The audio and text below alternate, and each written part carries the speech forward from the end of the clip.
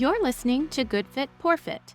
Our podcast is part of the UD Project, a small business rooted in occupational therapy that looks at how the design of a home environment impacts how well people of different ages and abilities perform everyday activities.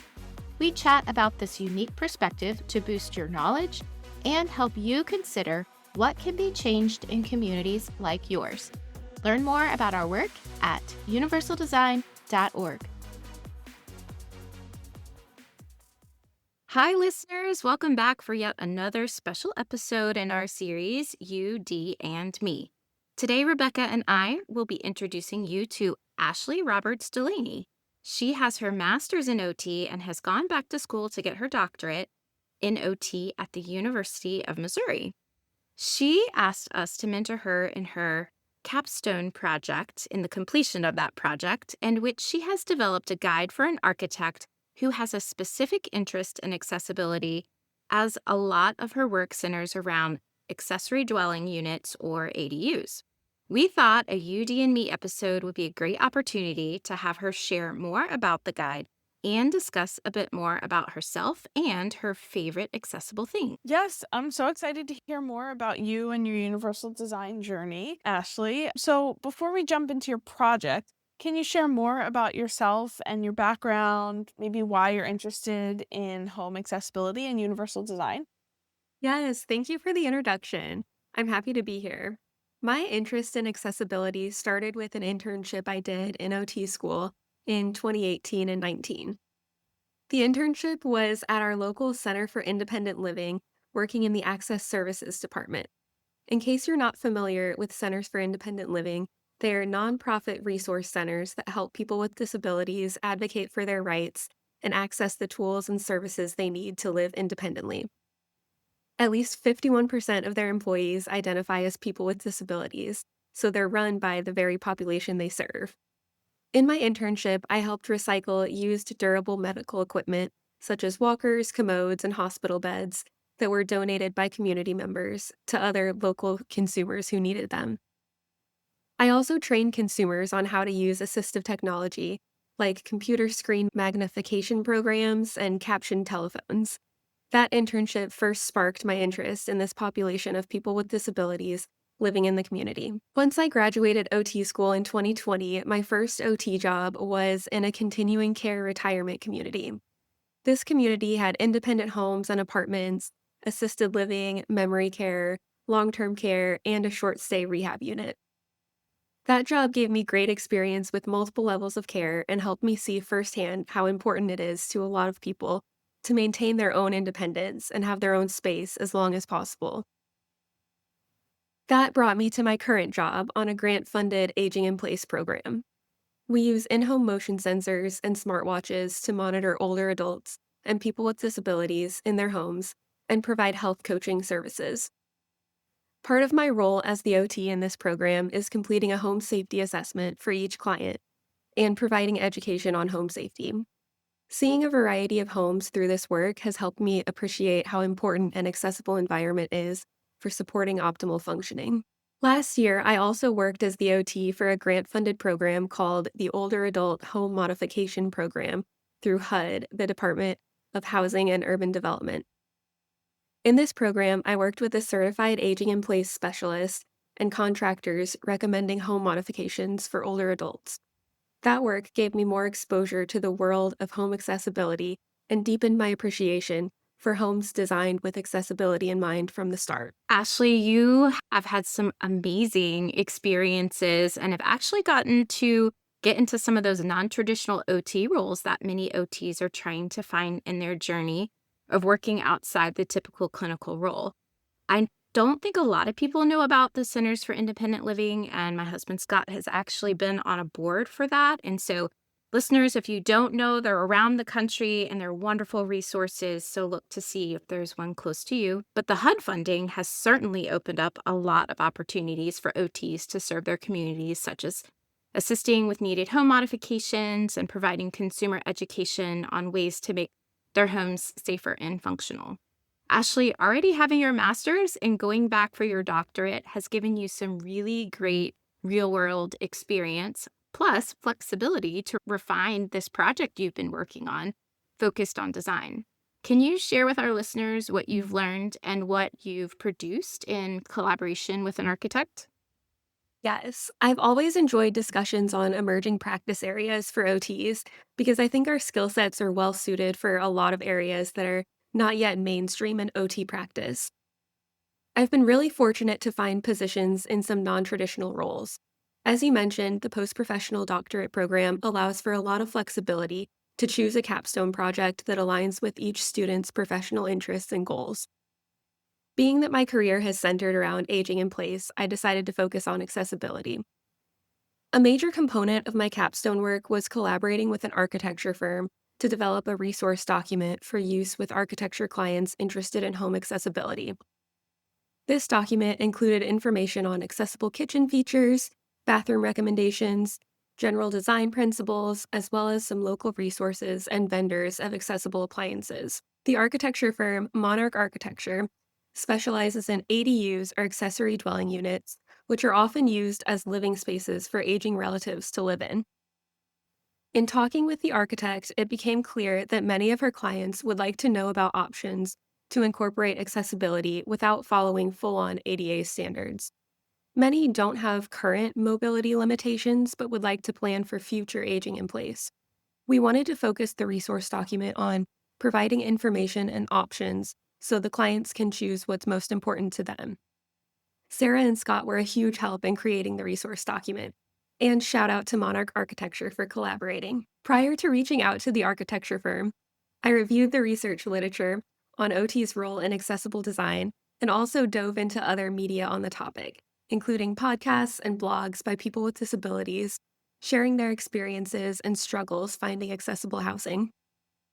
One point that stuck out to me in the literature was that sustainability and eco friendly design are big trends in architecture and education programs, but accessible design is not yet a major focus in most programs.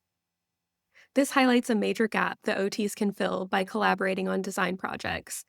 There's also some evidence about interprofessional education between OT education programs and architecture education programs, and I'd love to see that become more common. The literature also suggested that OTs wanting to work in the design space should seek continuing education on topics like basic building codes and design principles to gain respect from design professionals and to speak the same language, so to speak. So, I also completed a couple of certification programs to deepen my knowledge, namely a certified ADA coordinator training and a certified aging in place specialist training. The ADA training taught me about a variety of disability rights topics, including the specific ADA building standards and the legal requirements for accessibility in buildings and communications. The Certified Aging in Place Specialist training was focused on home modifications and design principles to support aging in place. It sounds like we went through rather similar exploratory journeys with these topics: the literature, the comparison with the eco friendly design world, learning to talk the talk when you're thinking about working with people in the building industry. And I just want to spend another quick second on a few bits of this, if that's okay. In terms of the eco friendly design comparison, I've had conversations with architects and other people in that industry who've talked to me about the LEED certification, which is a globally recognized certification system for public buildings that meet certain sustainability requirements. And I just wonder, like, why don't we have something like this for universal design or for accessible design? It could be an interesting incentivization, I think, for different companies or, different public buildings to actually consider accessibility. I don't necessarily think that the ADA is working as incentivization in that space right now. Also, in terms of talking the talk and learning more about the nitty-gritty of the ADA, I personally think that more time should be spent in OT school, definitely at the doctorate level, on content around this. I think it's so critical for OTs to think about the context in which they will be sending patients out into the world when they're working with them, and just understanding what codified supports exist and what communities and employers and business owners are legally required to provide. And I feel like that's a really important part of patient advocacy that isn't really covered too much in a lot of OT curricula. Do you guys have any thoughts about this? Just absolutely agree with that, and I think that would be a great step for improving more accessible homes out there is having some sort of incentive for people to design that way rather than the bare minimum of the ADA standards. Sure. Yeah. Scott and I have actually talked a lot about the incentivization and the lead and things like that.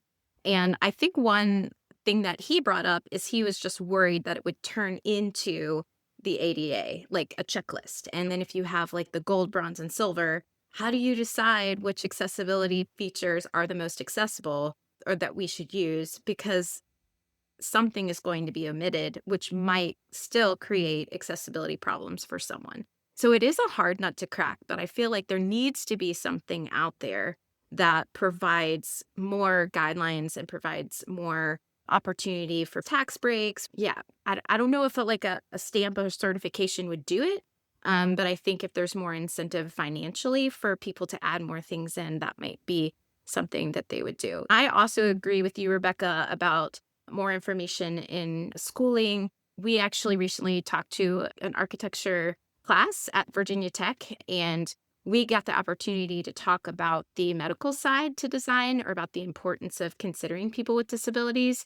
And so I think it goes both ways. If we need to learn more about how to talk the talk to architects, I think it would be helpful for them to understand some things too, knowing we don't need to know it all, but we can collaborate together to make something great for the end user. So, anyway, those are my 2 cents. No, I agree with everything that both of you said. I appreciate you, well, ad-libbing a little bit with me. So, Ashley, usually on our UD and Me episodes, we have our guests talk about their favorite universal design things. So, could you share your favorite universal design features outside of the home or around in the community? Outside the home, I love to see aesthetic ramp options built into the landscaping.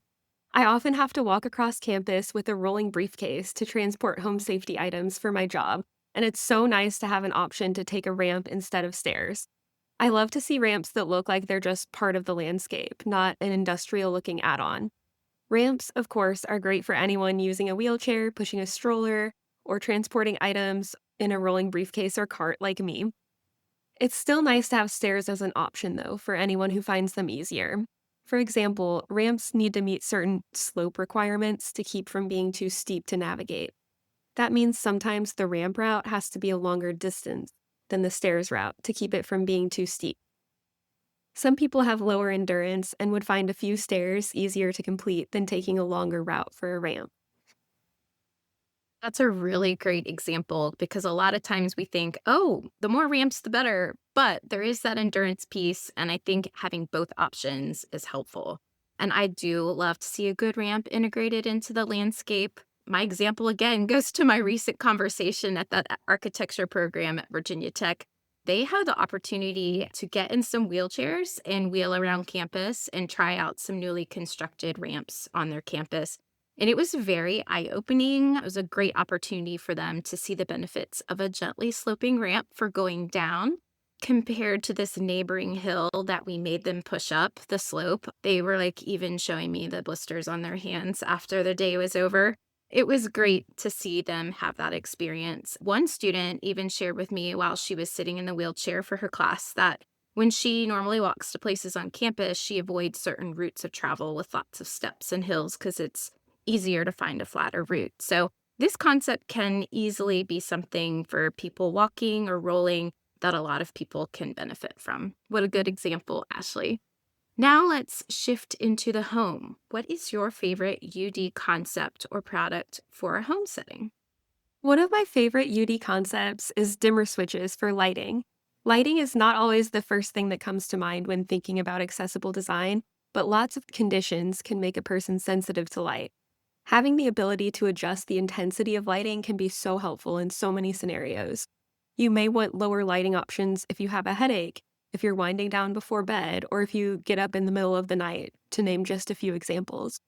When the only available lighting option is too intense, people are more likely to forego turning on a light at all, which can lead to a fall. This is a great example, Ashley. In our home, we have different stages, as we call them, of lighting for different parts of our day and different activities. For example, we'll dim the lights after dinner in the evening when we're ready to start to wind down. So having that ability to dim the lights is a great piece of that, just letting the lighting complement what we want our bodies and minds to be doing.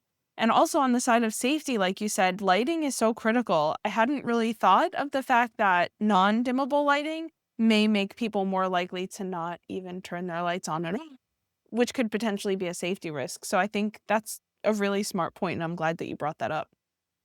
Yeah, definitely. I actually think lighting is often underestimated in accessibility conversation. Even those that are motion censored in the middle of the night, when you put your feet on the floor, the lights can turn on. It not only helps with ambiance and making the space feel cozy, but it has so many functions for working on tasks in the kitchen, in the bathroom, if you like to do crafty things, plus showing us potential safety issues and outside pathways at night. Simple changes in our light bulbs are even considering smart bulbs to help activate our lights with our voice or our phone provides us with much flexibility. I can't tell you how many times I've appreciated the voice activated lights after I've already gotten into bed for the evening. So before we finish up here, I do want to give a shout out to Ashley's next podcast episode. We were talking about her experience working with individuals in their homes, and I thought it would be super interesting to our listeners to provide an entire episode of simple and fairly inexpensive modifications for homes that many people would find beneficial.